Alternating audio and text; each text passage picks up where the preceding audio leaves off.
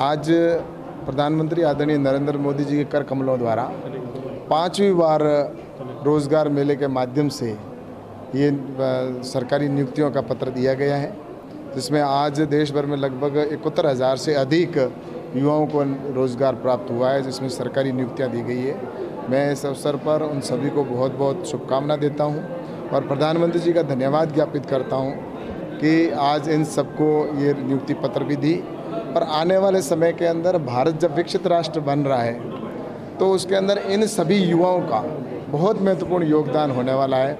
आज प्रधानमंत्री जी ने इन सभी को मार्गदर्शित भी किया और जिस तरह से इनका उत्साहवर्धन किया, और निश्चित रूप से जब विकसित भारत बनेगा तो उसके अंदर जो आज प्रधानमंत्री जी के नेतृत्व में काम हो रहा है, गति के साथ आगे बढ़ रहा है, तो इस गति के साथ जब विकसित राष्ट्र बने तो इन युवाओं का बहुत बड़ा योगदान होगा। तो मैं निश्चित रूप से आज इस अवसर पर इन सभी बंधुओं को बहुत बहुत शुभकामनाएं देता हूं और प्रधानमंत्री जी का धन्यवाद ज्ञापित करता हूं। राजस्थान में जिस तरह से हम देख रहे हैं लगातार सचिन पायलट जो है वो अशोक गहलोत के खिलाफ हैं, आप उसी राज्य से आते हैं, किस तरह से देखते हैं ये जो सत्ता के लिए लड़ाई चल रही है?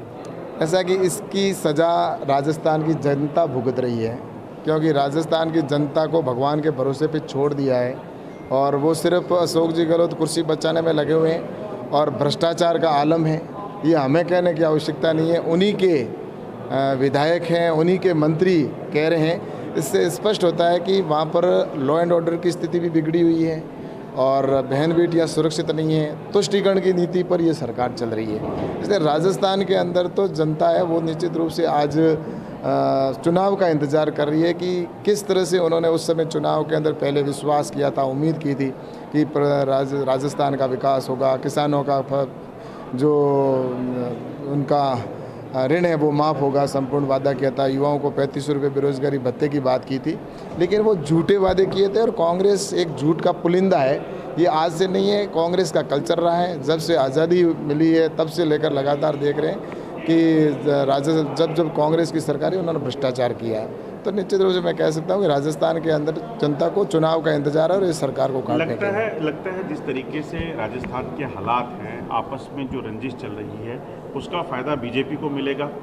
ऐसा है कि क्या आप लोग संपर्क में हैं सचिन पायलट के? राजस्थान की जो जनता है वह आने वाले समय के चुनाव का इंतजार कर रही है, क्योंकि उन्होंने जो उम्मीद की थी उसके ऊपर ये लोग खरे नहीं उतरे।